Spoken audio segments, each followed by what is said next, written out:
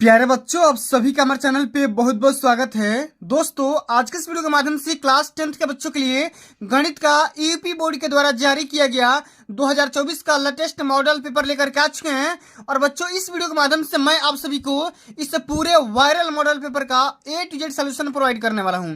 दोस्तों, ये वीडियो उन विद्यार्थियों के लिए खास होने वाली है जो कि अब की बार 2024 बोर्ड परीक्षा या फ्यूचर बोर्ड एग्जाम में गणित का पेपर देने वाले हैं। और इस वीडियो के देखने के बाद आप सभी का गणित में 95% मार्क्स पक्का आ जाएगा, ये मैं दावे के साथ बोल सकता हूं। इसलिए आप सभी से हम्बल रिक्वेस्ट है, इस पूरे वीडियो को शुरू से लेकर के अंत तक जरूर देख लेना। वीडियो को लाइक कर देना, शेयर कर देना, अगर चैनल पे नए हो तो सब्सक्राइब भी कर देना। आइए दोस्तों, सबसे पहले हम पेपर का पैटर्न समझ लेते हैं कि अब की बार 2024 के पेपर में कौन कौन से पैटर्न फॉलो करने पड़ेंगे। तो सबसे पहले इस पूरे पेपर को हल करने के लिए 3 घंटा 15 मिनट का जो टाइम होता है, ठीक है, 15 मिनट आपको शुरुआती में इस पूरे पेपर को पढ़ने के मिल जाएंगे। और ये जो पेपर होगा दोस्तों पूरा 70 नंबर का होने वाला है। 30 नंबर आपको प्रैक्टिकल से मिल जाएंगे। यहाँ पे कुछ निर्देश लिखा गया है कि प्रारंभ के 15 मिनट परीक्षार्थियों को प्रश्न पत्र पढ़ने के लिए निर्धारित है, यानी कि शुरू में आपको 15 मिनट इस पूरे पेपर को पढ़ना है, ठीक है, और पढ़ करके हल करना है, समझना है। सबसे पहले यहाँ पे निर्देश लिखा गया है कि सभी प्रश्न करना जरूरी है, कंपलसरी अनिवार्य है। ये जो पेपर होगा 2 खंड में डिवाइड किया जाएगा, खंड अ और खंड ब में। खंड अ में 20 एमसीक्यू होंगे जिनको ओएमआर आंसर शीट पे हल करना होगा, ठीक है। और ओएमआर को हल करते समय आप सभी को किसी प्रकार का काटा पीटी नहीं करना है और ना ही इरेजर का वाइटर का इस्तेमाल करना है, ठीक है। आइए, खंड ब में जो भी क्वेश्चन आएंगे 50 नंबर के होने वाले हैं, जो कि इनमें 5 खंड दिए गए हैं। सभी खंड को करना बेहद ही जरूरी होता है और कौन सा क्वेश्चन कितने नंबर का है उसके सामने अंकित कर दिया गया, बताया जा चुका है, ठीक है। आइए दोस्तों, सबसे पहले हम खंड अ को हल करते हैं, ठीक है। एक एक क्वेश्चन को हम बारीकी से समझेंगे, ठीक है। और आप विश्वास मानिएगा, यकीन मानिएगा कि इस वीडियो के देखने के बाद आप सभी का बोर्ड के पेपर में मैक्सिमम मार्क्स फंसने वाले हैं। इसलिए वीडियो को मिस मत करना, स्किप मत करना, शुरू से लेकर के अंत तक जरूर देख लेना, ठीक है। आइए, सबसे पहला जो प्रश्न पूछा गया बच्चा, ये पूछा जा रहा है कि इन दो संख्याओं का एलसीएम 60 और एचसीएफ 3 है। एक संख्या 12 है तो दूसरी संख्या क्या होगी, बताना है, ठीक है। तो इसको आप कैसे हल करेंगे, आप सभी लोग जब पढ़े होंगे तो आप सभी को पता होगा कि फार्मूला होता है एलसीएम इंटू एचसीएफ। क्या होता है? एलसीएम मतलब होता है लस और एचसीएफ होता है मतलब इसका मतलब होता है मस। तो एलसीएम इंटू एचसीएफ बराबर होता है पहली संख्या गुणे दूसरी संख्या होती है, ठीक है। ये एक फार्मूला होता है। ये पहला ही चैप्टर का क्वेश्चन है, कोई दिक्कत की बात नहीं होगी, ठीक है। यहाँ पे हमारा एलसीएम दिया गया है 60, ठीक है, और हमारा एचसीएफ दिया गया है 3, ठीक है। और मान सकते हैं कि हमारी जो पहली संख्या है वो 12 दिया गया है और दूसरी संख्या को हम दूसरी संख्या यहाँ पे लिख देंगे, ठीक है। और 12 25 60 यहाँ से कटा देंगे और 3 5 हमारा 15 आ जाएगा और यही हमारी सेकंड संख्या निकल करके आ जाएगी। यानी कि इस क्वेश्चन का पहला ऑप्शन यहाँ पे बिल्कुल राइट आंसर हो जाएगा, ठीक है। समझ में आ गया कि नहीं? तो समझ में आ गया तो एक बार वीडियो को प्यार से लाइक कर दो, शेयर कर दो, ठीक है। और चैनल पे नए हो तो सब्सक्राइब भी जरूर करना, ठीक है, भूलना मत। आओ, अगला जो हमारा क्वेश्चन पूछा गया बच्चा कि एक शून्येतर परमेय संख्या और एक अपरमेय संख्या का गुणनफल होता है। सदैव परमेय संख्या या अपरमेय संख्या, या सदैव परमेय संख्या या परमेय या अपरमेय दोनों हो सकता है, या एक होगा, बताना है।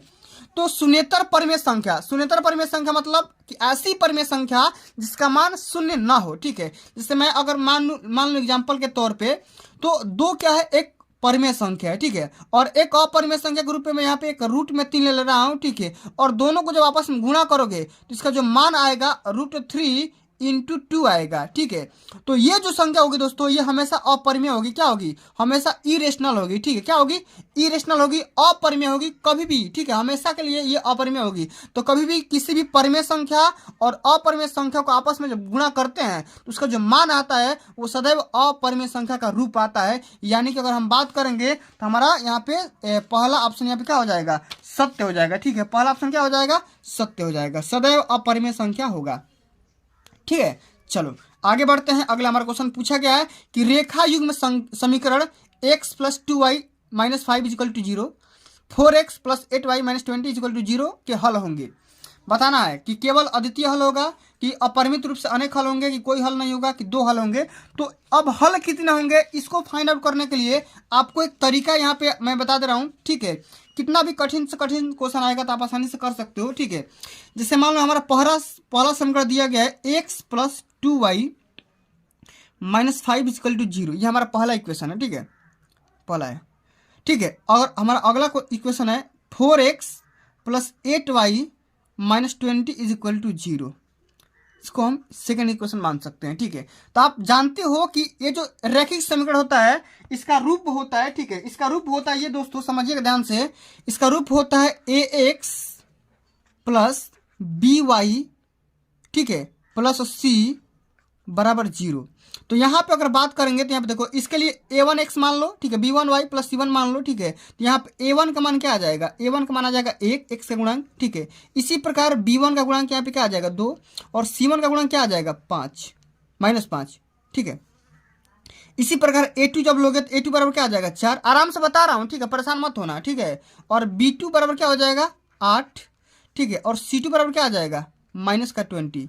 तो जब आपको ये चीज पता करना होगा तो आप ये पता करिए, ठीक है। सबसे पहले आप ये चीज पता करिए, ठीक है, आराम से ध्यान से देखो। यहाँ पे लिखेंगे a1/a2 बराबर b1/b2 बराबर c1/c2, ठीक है। अच्छा, a1/a2 की जगह पे क्या है, a1/a2 के आप जगह पे देख रहे हो 1/4 है, ठीक है। इसी प्रकार b1/b2 मतलब 2/8 है, c1/c2 मतलब -5/-20 है। अच्छा, सबका मान निकालोगे तो 1/4 आ जाएगा, 1/4 बराबर 1/4 बराबर 1/4। अच्छा, जब ये तीनों आपस में जब बराबर हो गया, a1/a2 b1/b2 और c1/c2 जब आपस में तीनों बराबर हो गया तो हम ये बोल सकते हैं कि इसके अपरिमित रूप से अनेक हल होंगे, ठीक है। हम यहाँ पे लिख देंगे अपरिमित रूप से अनेक हल होंगे, ठीक है। और हमारे यहाँ पे सेकंड यहाँ पे ऑप्शन सही हो जाएगा, ठीक है, अपरिमित रूप से अनेक हल होंगे, ठीक है। चलिए आगे बात करते हैं। अगला हमारा क्वेश्चन पूछा गया है कि वह सबसे बड़ी संख्या बताइए जिससे 70 और 125 को विभाजित करने पर क्रमशः 5 और 8 शेष बचे, ठीक है। इस क्वेश्चन को आप कैसे हल करोगे, सबसे पहले तो आप ये करिएगा, ठीक है। आपको करना क्या है, 70 में से पहले 5 घटाइए, ठीक है, 70 में से पहले 5 घटाइए, ठीक है, कितना आ जाएगा 65, और 125 में से पहले 8 घटाइए, ठीक है, तो ये कितना आ जाएगा 117 आ जाएगा। और इस दोनों संख्या का आप HCF निकाल लीजिए, HCF मतलब मस्सा, ठीक है। तो इन दोनों का मस्सा क्या आ जाएगा 13 आ जाएगा, ठीक है, आप निकाल सकते हो। तो 13 सबसे बड़ी संख्या होगी जो कि इस 70 में या 125 में भाग करोगे तो 5 या 8 से बच जाएगा, ठीक है। तो हमारा ऑप्शन नंबर पहला इसका सत्य हो जाएगा, ठीक है। चलो आगे बात करते हैं। अगला हमारा क्वेश्चन पूछा गया है कि 3 के प्रथम 5 गुणजों का योगफल बताइए। तो इसका एक सूत्र होता है, कोई नहीं बताता है, मैं आपको सूत्र बता दे रहा हूँ, या मैं अक्सर कंपटीशन के बच्चों को बताता हूँ, पढ़ाता हूँ, ठीक है।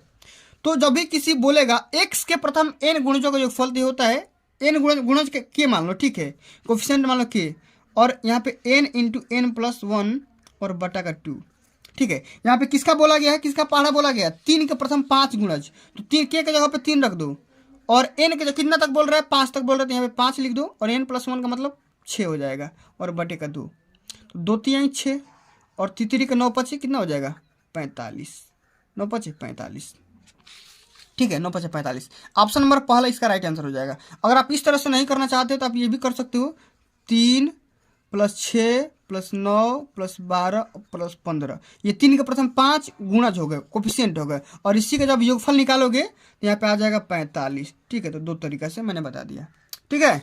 चलो आगे बात करते हैं। अगला हमारा क्वेश्चन पूछा गया है कि द्विघात समीकरण 2x² minus 4x plus 3 is equal to 0 के बारे में निम्न कथनों पर विचार करिए, और जो आपको सही लग रहा है उसका चयन करिए, ठीक है। तो सबसे पहले देखो दोस्तों, सबसे पहले इसको ध्यान से समझिएगा, ठीक है, सबसे पहले इसको आप ध्यान से समझो, ठीक है, जो मैं आपको बात बताना चाह रहा हूँ, ठीक है, यहाँ पे ध्यान से समझो।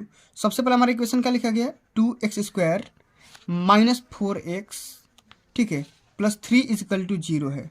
सबसे पहले इसका विविधकर के बारे में बोला गया, तो सबसे पहले इसका विविधकर निकाल लो, डी का मान क्या होता है माइनस बी का स्क्वायर, ठीक है, ठीक है, माइनस बी का स्क्वायर माइनस 4 इंटू ए इंटू सी, ठीक है, इतना होता है। तो ये कितना आ जाएगा 16 माइनस 4 दूना 38 के 24।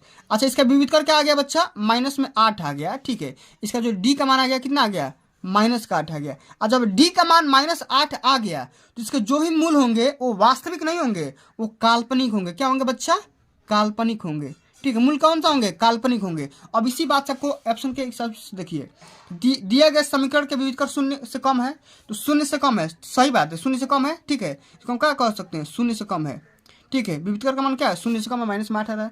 समीकरण के कोई मूल वास्तविक नहीं है, ये भी सही बात है, वास्तविक नहीं है भैया, काल्पनिक है। ठीक है, अगला हमारा ऑप्शन है कि समीकरण के विविधकर 0 है, 0 नहीं है, ये नहीं होगा।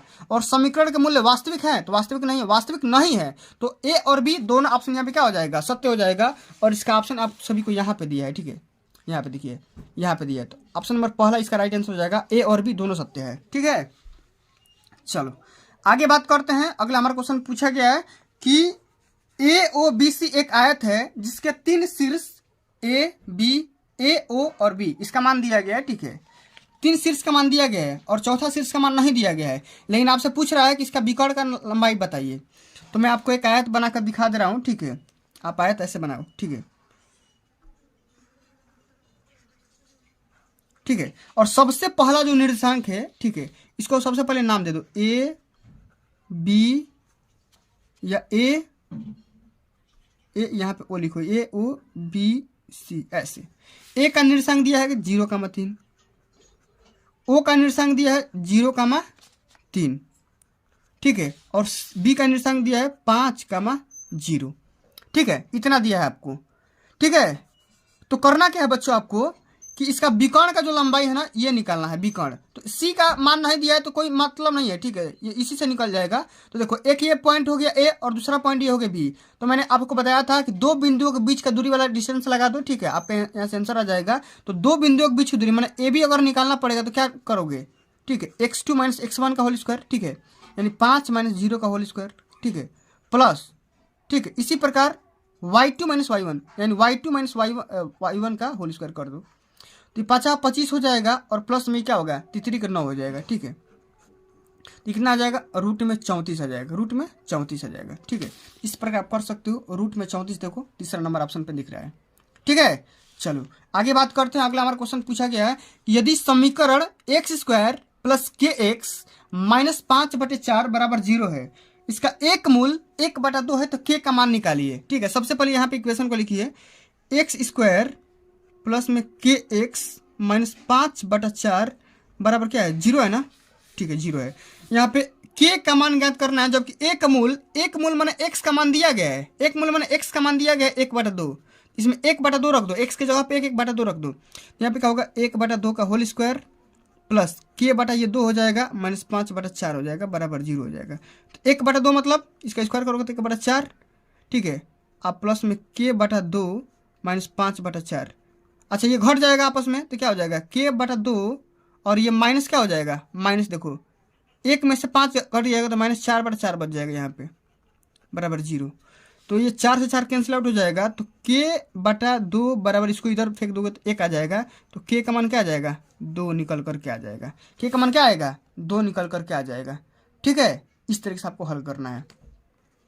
चलो आगे बढ़ते हैं। अगला हमारा क्वेश्चन दिया गया है कि 2 त्रिभुज समरूप होते हैं कब, जब इनके संगत कोण बराबर होते हैं। सही बात है भाई, इनकी संगत भुजाओं का अनुपात भी समानुपाती होता है, ये भी सही बात है। उपयुक्त दोनों, उपयुक्त दोनों इसका राइट आंसर हो जाएगा। कोई भी त्रिभुज समरूप कब होगा, जब उसके संगत कोण भी बराबर होंगे और समानुपातिक भुजाएं भी अनुपातिक होगी। ठीक है, तो दोनों इसका राइट आंसर हो जाएगा। ठीक है, ये क्वेश्चन बताने लायक है, इसको ध्यान से समझो। कई बार आ चुका है बोर्ड के पेपर में और इस बार भी आने का चांसेस है। ठीक है, यदि एक समकोण त्रिभुज एबीसी में कोण सी का मान 90 डिग्री, AC का मान 3 सेंटीमीटर और BC का मान 4 सेंटीमीटर है, तो C से जाने वाली माध्यिका का मान निकालिए। तो इसको कैसे हल करेंगे, सबसे पहले हम यहाँ पे एक ट्रेंगल बनाएंगे। क्या करेंगे, एक ट्रेंगल बनाएंगे। ठीक है, इसी से आपको पता चल जाएगा। और ट्रेंगल में जो C है समकोण है, यानी कि 90 डिग्री का है। यहाँ पे लिख देंगे, इसको A मान लो, इसको B मान लो। ठीक है, आपको इसी की माध्यिका, ये जो माध्यिका है ना, यहाँ से देखो माध्यिका जो इसको दोनों को काटती है बीच में, इसी का मान निकालना है। माध्यिका मान लो M। ठीक है, आपको इसी की AM या BM का मान निकालना है। तो ये देखो, AC का मान यहाँ से दिया गया है। ठीक है, AC बराबर कितना दिया है, AC बराबर 3 दिया है और BC बराबर 4 दिया है। तो ये तो ऑब्वियसली बात है दोस्तों, ये तो आपको पाइथागोरस का प्रमेय जब लगाओगे तो देखो क्या होता है, कर्ण का स्क्वायर बराबर क्या होता है, माने हम ये बोल सकते हैं कि AB² बराबर क्या होगा, AC² प्लस में BC² होगा कि नहीं होगा। तो AC² माने AB² यहाँ पे कर दो, निकाल लो पहले इसका पूरा का लेंथ। ठीक है, और बटे में 2 कर देना। ठीक है, AC मतलब 3 का स्क्वायर प्लस BC माने 4 का स्क्वायर, तो 3 का स्क्वायर 9 प्लस 4 का स्क्वायर 16, तो 16 4 25। अच्छा, AB² बराबर 25 आ गया। ठीक है, तो AB का मान कितना आ जाएगा दोस्तों, बताओ, AB का मान 5 आ जाएगा कि नहीं, रूट निकाल दो दोनों पक्ष का। तो इसका मान कितना आ गया 5 आ गया, यहां से लेकर के यहां तक मान कितना आ गया 5। तो आपको यहां तक मान निकालना है, माध्यिका का मतलब यहां से यहां तक मान निकालना है। तो कैसे करोगे? तो करने का सिंपल सा तरीका ये है कि 5/2 कर दो तो कितना आ जाएगा 2.5 आ जाएगा, 2.5। ठीक है, ऑप्शन नंबर पहला इसका राइट आंसर हो जाएगा। ठीक है, इस प्रकार आपको हल करना है। समझ में आ रहा है कि नहीं? तो समझ में आ रहा है तो एक बार वीडियो को लाइक क्यों नहीं करते भाई? लाइक कर दो जल्दी से। चलो आगे बढ़ते हैं। अगला हमारा क्वेश्चन दिया गया है, यदि साइन थीटा, ठीक है ध्यान समझो, यदि sine theta minus cos theta बराबर 1 है तो साइन के पावर 4 थीटा प्लस कास के पावर 4 थीटा का मान निकालिए। तो इसको आप कैसे हल करो तो ध्यान से समझोगे। ठीक है, यहाँ पे ध्यान से समझो। साइन, यहाँ समझो, sine theta minus cos theta बराबर 1 है। ठीक है, तो आपको निकालना है साइन के पावर 4 थीटा प्लस कास के पावर 4 थीटा। तो वहां तक पहुंचने के लिए मैं आपको एक प्रोसेस बता रहा हूं कि कैसे पहुंचोगे। सबसे पहले दोनों पक्ष का वर्ग कर दो। ठीक है, तो क्या हो जाएगा sine square theta plus cos square theta minus 2 sine theta into cos theta हो जाएगा बराबर 1 हो जाएगा। अच्छा, sine square theta plus cos theta बराबर क्या होता है 1 होता है।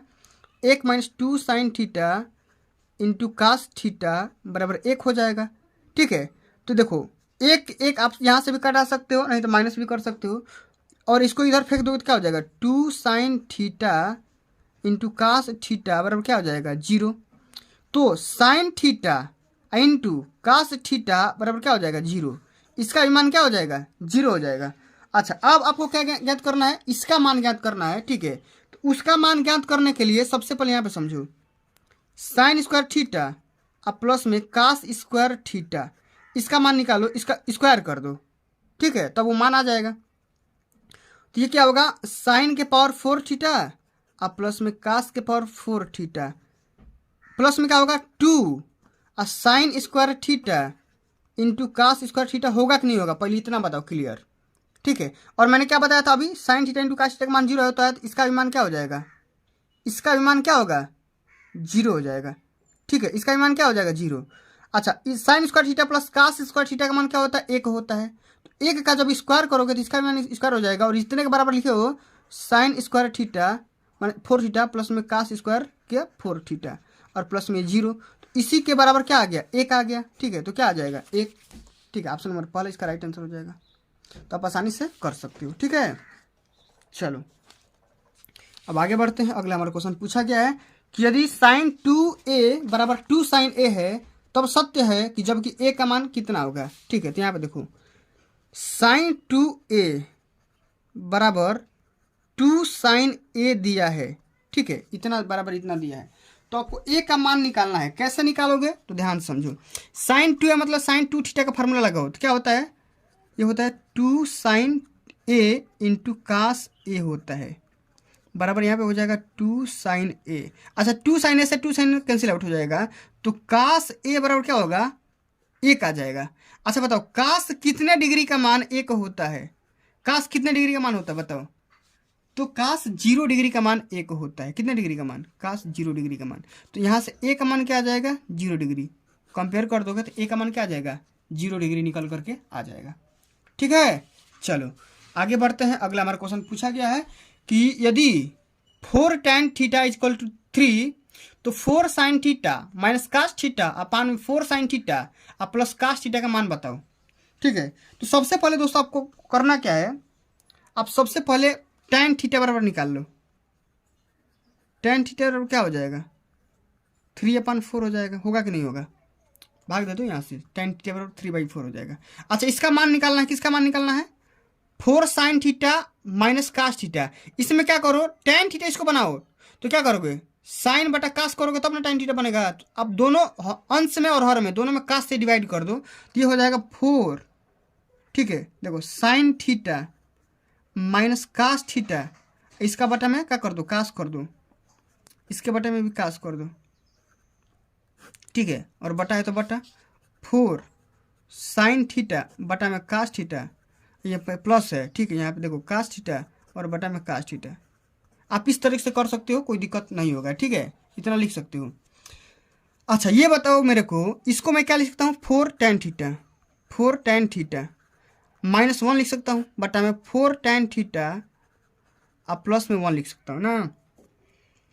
अब बताओ 4 tan मैंने tan थीटा के बराबर क्या लिखना है आपको, 3/4 लिखना है। तो यहाँ पे देखो 3/4 लिख दो, तो 4 × 3/4 -1, देखो 4 × 3/4 +1, तो 4 से 4 कैंसिल आउट, 4 से 4 कैंसिल आउट, तो क्या हो जाएगा 3 में से 1 गया 2 और 3 + 1 गया 4, तो 2/4 मतलब 1/2 आ जाएगा, 1/2 आ जाएगा। ठीक है, तो 1/2 देखो ऑप्शन में दिख रहा है।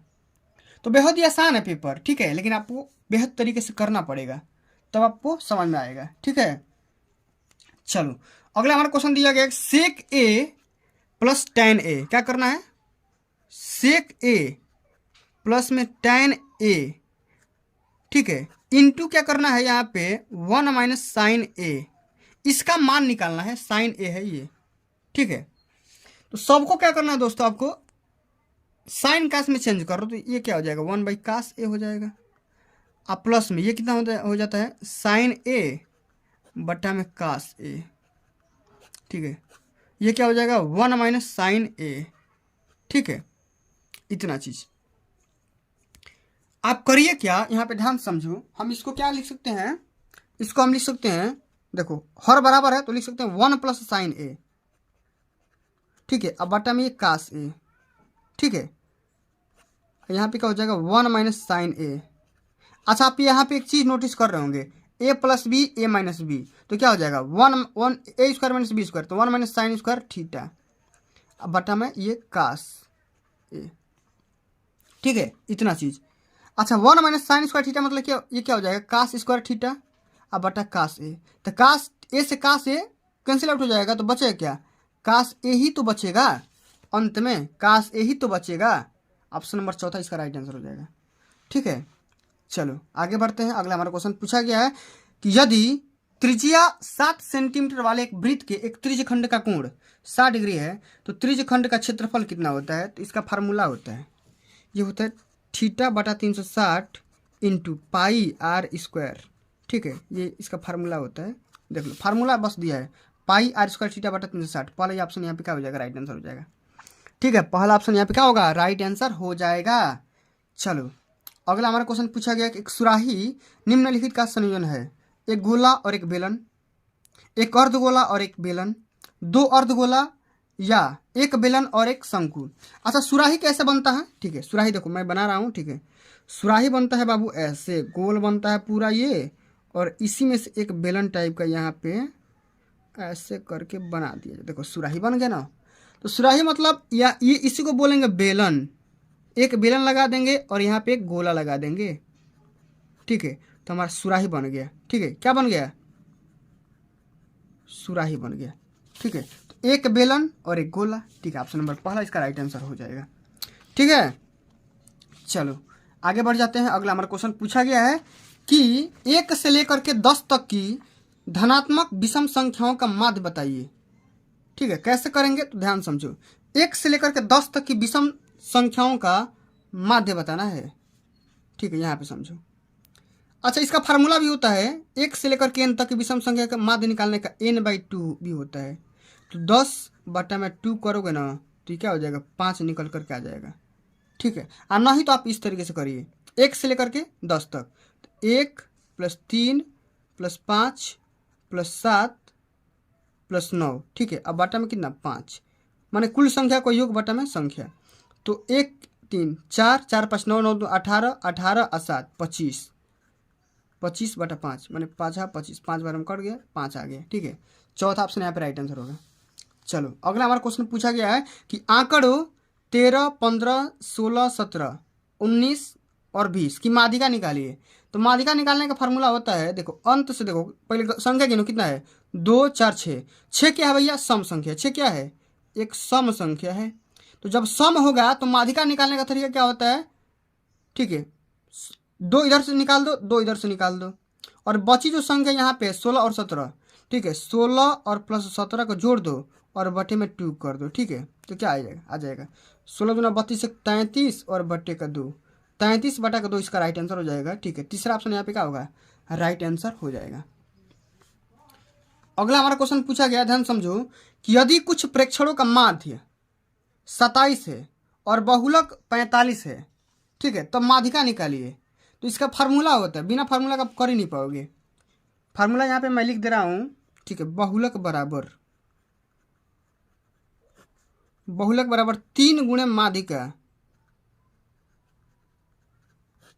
माइनस 2 गुणे माध्य, 2 गुणे माध्य, ये फार्मूला होता है। तो बहुलक आपका दिया है 45, ठीक है, और 3 गुणे माध्यिका का मान दिया है कितना, ये तो माध्यिका आपको निकालना ही है, माइनस 2 गुणे माध्यिका का मान दिया है 27। तो 45 और प्लस इसको इधर लेके आ जाओ, ठीक है, यहाँ पे देखो दिख नहीं रहा है ना, तो प्लस इसको 27 गुना 54 लेकर के आ जाओ। तो 3 गुणे माध्यिका को m मान लो। 45 और 54 को जोड़ोगे तो ये हो जाएगा आपका कितना, बताओ, ये हो जाएगा 9, ये हो जाएगा 9, ठीक है,